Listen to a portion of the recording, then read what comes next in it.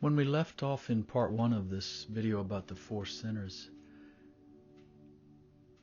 you could see that each center was shown as having four parts: an intellectual part, an emotional part, a moving part, and an instinctive part, and that each of those parts comprised four subparts of its own: an intellectual, emotional, moving, and instinctive subpart, giving 16 parts of each center. And as I mentioned before, that would be 32 if you include the positive and negative halves of each centers. 32 origins of impulses that can produce our thoughts, feelings, sensations, and behavior.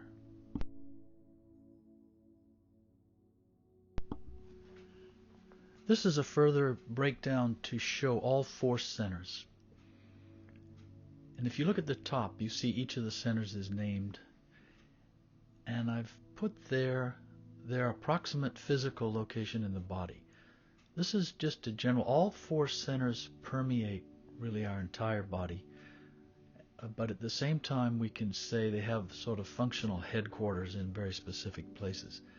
For instance, the intellectual center is in our brain, it's in our head, our brain, up on the top of our head. That's primarily where we experience thoughts. The emotional center, we can say its functional headquarters are in the solar plexus. Often when you feel a flush of emotion, you will feel it in your chest, your upper chest. It may also carry on up to your face, and you feel certain sensations in the face associated with emotion, but it's generated for the most part from the solar plexus. The moving center, its functional headquarters, we can say are in the base of the spinal cord. And if you think about balance, that's a moving centered function really, but it's also instinctive. However, it's right there in the middle of the body, sort of the fulcrum there at the base of the spinal cord. And the instinctive center has its functional headquarters in the gut and the groin. The moving center and the instinctive center do work closely together. That whole spinal cord, the nervous system, the way it affects the entire body, and how our instinctive sensations and our instinctive well-being can affect our emotions and affect our thoughts. So all the centers are connected, and yet they each have their own independent functioning and their own sort of functional headquarters, as I'm calling it. If you look to the left, you see intellectual parts, emotional parts, moving parts, instinctive parts. And these have been colored to illustrate that the intellectual parts of centers work in tandem with one another. And when we do our best work, you might say, it's when the intellectual parts of centers are aligned. They're working in cooperation, collaboration, harmony. They're not interfering with each other. They are mutually supporting one another. This would be where we're doing very creative work requiring focused attention, attention to detail, things like that. The emotional parts of centers also would work in tandem with one another, as would the moving and the instinctive parts of centers. To note, the intellectual parts of centers represents where we control attention. So to be in the intellectual part of a center, you have to be controlling the attention in that center. You have to be controlling your thinking or controlling your emotional, let's say, discrimination or perceptivity, controlling your movements. In the case of the instinctive center, it's not so easy to understand that one. How do you control attention in your instinctive center? We can get into that in another video, perhaps. In the emotional parts of centers, it's not so much that we control attention, but that our attention is drawn to something. We become interested in something. We become fascinated with something. We can't turn away from something. And so the attention is drawn. It's not as sharp, but it can be volatile when we get very excited. We get really happy to see someone, things like that. The moving parts of centers work with minimal attention, with little or no attention. That's sort of our automatic movements, our automatic actions.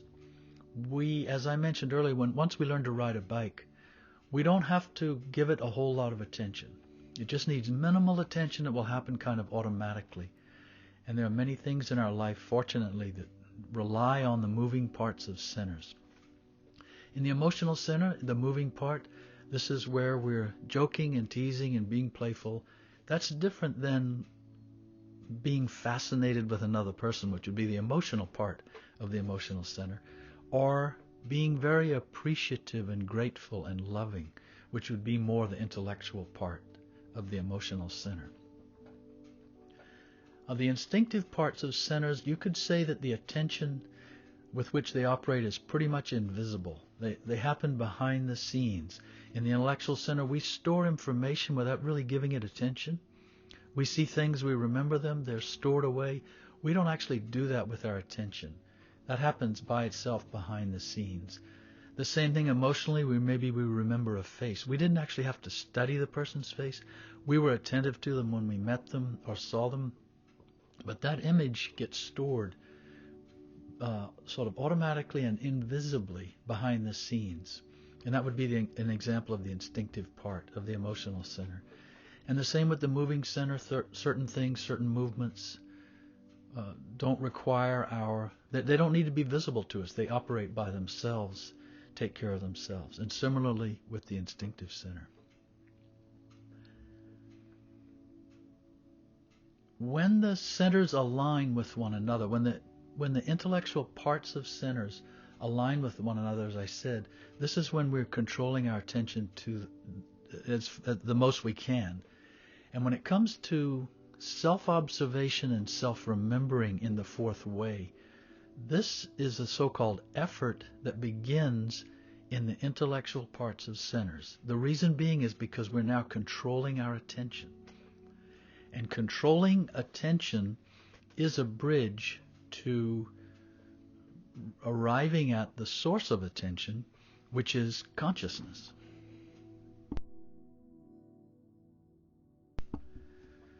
Now we're going to switch gears a little bit and look at the four centers from a slightly different perspective. Now that you know, you understand, or you have at least an initial layout of the different parts of centers, what each center, how it kind of functions in general, and how they are related, how they're connected to one another. And you can see from that previous diagram that it's important that the connection between the centers operates smoothly. Things go afoul when the connection between centers isn't working properly, and the centers are borrowing each other's energy, they're infiltrating each other accidentally, not on purpose, and it can create havoc. This is what happens when we become identified. The energy between the centers and the alignment between the centers begins to be corrupted.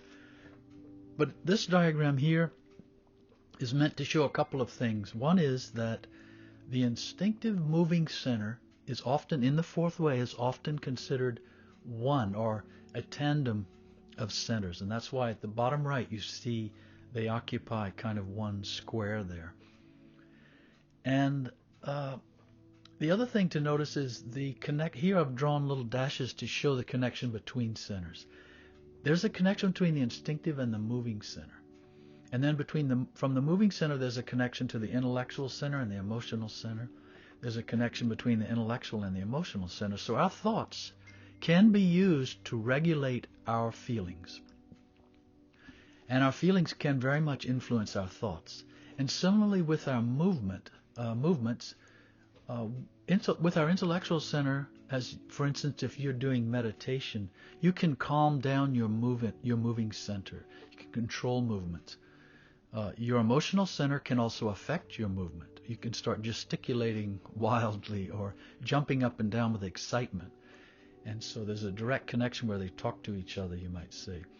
However, the emotional center and the intellectual center do not control the instinctive center directly. The instinctive center is very much there, sort of underneath the moving center. And this is something that you may find helpful to understand later as you learn to observe yourself. And one other thing to note here is on top you'll see H48 and H24. Those are fourth way symbols. H stands for hydrogen. And in this case you can just think of it as meant to show here the speed of centers. the different centers operate at different speeds. In general, the intellectual center operates with what would be called hydrogen 48, and this numerically is just meant to represent it's an order of magnitude slower than the other centers. The emotional center, the moving center, and the instinctive center all typically work with a much faster energy than the intellectual center. So 24 is meant to be much faster than 48. The emotional center also has the capacity to work with what is called H12, hydrogen 12. This is associated with consciousness itself.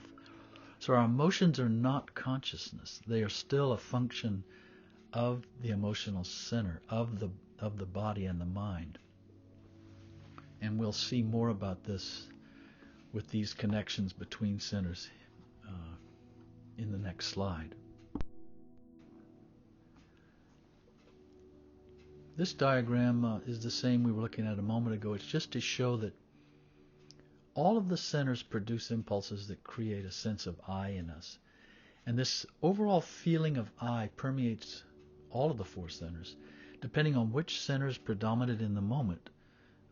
You know, in one moment we're hungry. Our instinctive center is sending us an impulse to eat or drink. We think that's I am hungry. In another moment, somebody said something to us and we have a reaction to it. And the emotional center surges and it takes over. It becomes the most predominant in us. All of these feelings of I then take center stage as a feeling of I or me. And we think this is consciousness. We mistake this for consciousness. This is not consciousness. This is impulses that get transposed or interpolated as a feeling of I. But this feeling of I is always changing. There really is no central I behind all of the I's. And this sense of I becomes an imagined sense of who we are. We actually imagine this is who we are, this is who I am, this is how other people see me. But of course, it's often the case that it's not at all how people see us. It's how we imagine they see us, and it's how we relate to them based on that image we have of ourselves.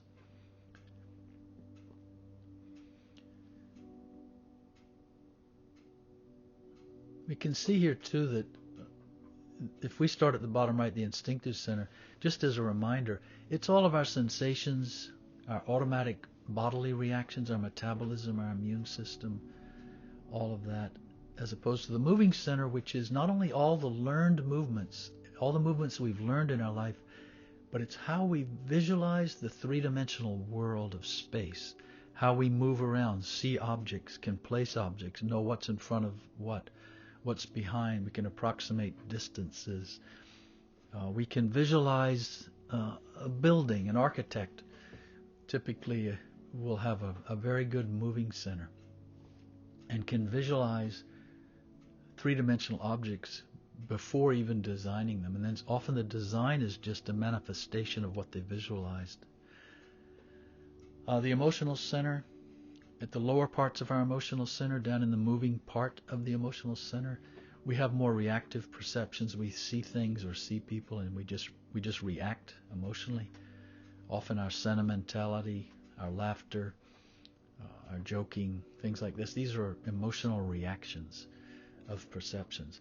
As opposed to the intellectual part of the emotional center, up at the top of the emotional center, we have more of a sophisticated emotional perceptivity, a sensitivity, a deeper seeing and feeling emotionally about people, about the truth of a situation or the lie of a situation. We can see when someone is conning us or fooling themselves. In the intellectual center, similarly, at the top, at the intellectual part of the intellectual center is where we have active thinking. Our thinking is controlled. We're bringing in different points of view. We're building thoughts. We're assembling ideas. We're communicating at a high intellectual level.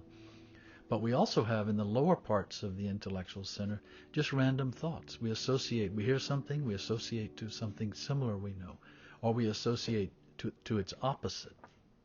And we then want to talk about its opposite. This is very common in the intellectual center. I'll say, what a beautiful day, and somebody else will say, yeah, it's beautiful, but you know what? It's going to be gray at 5 o'clock. And so this happens a lot between people, just opposite thinking. Instead of getting together and building thoughts, building ideas, corroborating, collaborating, communicating in order to reach a higher, better, more complete understanding of a topic, for example. And at the very lowest part of the intellectual center is where we just, there's a name for it in the fourth way. It's called the formatory apparatus. And it's this part of the intellectual center where things are just stored in intellectual form, hence the name formatory apparatus. So for instance, concepts, certain theories we've learned, we have labels, names for things, and facts and definitions. Everything's either black or white, good or bad, right or wrong, either or. This all just lodges itself in our intellectual center, and oftentimes when we're called upon to respond, this is where our response comes from. Just things that have been stored almost unbeknownst to us in the lower parts of the intellectual center. And we think that's thinking, but it's not thinking. It's reactive thought based on a lot of associative thought that's been accumulated. That's very different, as I mentioned earlier, from actively thinking, kind of constructing thoughts the way an architect would construct a building.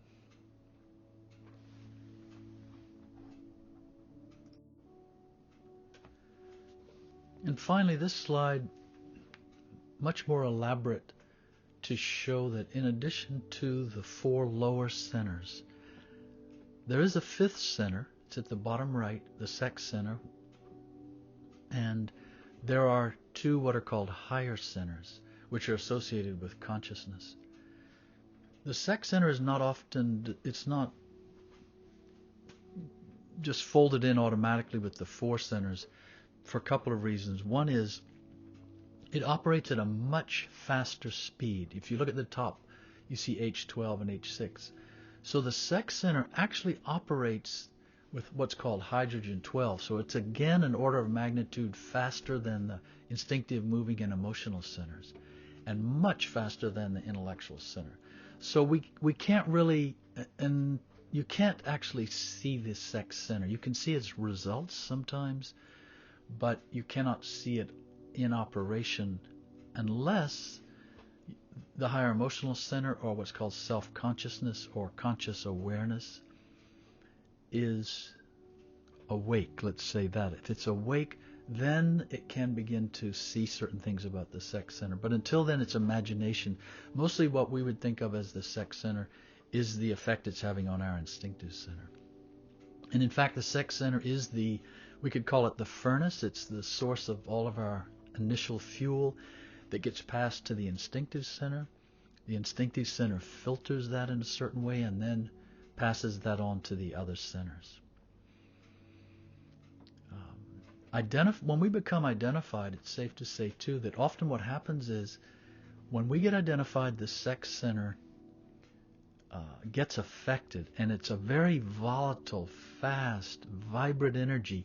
So if this gets into the moving center, you might find yourself running around at a hectic pace. Emotionally, you might get frantic. Intellectually, you might get very confused and very argumentative and very zealous about a topic. And so this is all the result of identification. But when we're not identified, that fine energy actually can feed consciousness. It can nourish. If you see the connection between the sex center and the higher emotional center there, that energy is very akin to consciousness, and they can operate hand in hand harmoniously when consciousness is more awake. Another thing to see about this is if you look at the emotional center in the diagram, there is a connection there with what's called the higher emotional center in the fourth way. This is associated with self-consciousness or pure awareness, and that is the threshold of self-remembering.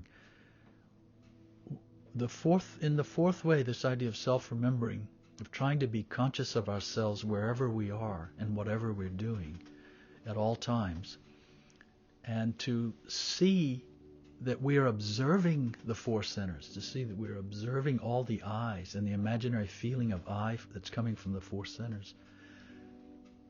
That connection is through the emotional center, because the emotional center, even though it works with hydrogen 24, has the capacity to work with hydrogen 12. And that's what links it to consciousness, to the higher emotional center.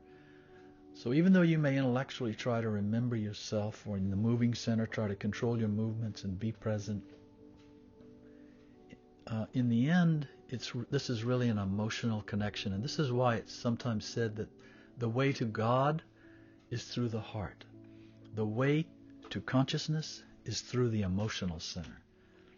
That doesn't mean that someone who is emotionally centered has an advantage. It simply means that the emotional perceptivity is can be closely aligned with consciousness and conscious seeing.